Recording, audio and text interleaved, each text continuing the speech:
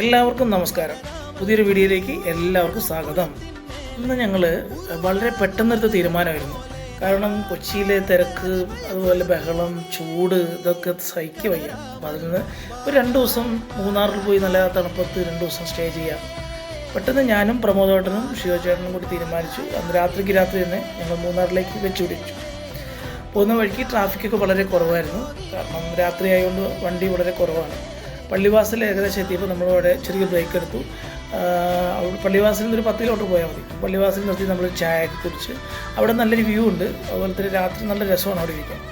അപ്പോൾ ഞാൻ KP പ്രമോദേട്ടൻ ഞങ്ങളെല്ലാവരും കൂടി ചായയൊക്കെ കുടിച്ച് അവിടുന്ന് നേരെ മൂന്നാർ ടൗണിലേക്കാണ് വന്നിരിക്കുന്നത്. അവിടെ നമ്മുടെ ഫ്രണ്ടിൻ്റെ റിസോർട്ടിലാണ് സ്റ്റേ ചെയ്യുന്നത്. അപ്പോൾ ബാക്കി വിശേഷങ്ങളുമായിട്ട് അടുത്ത വീഡിയോ കാണാം.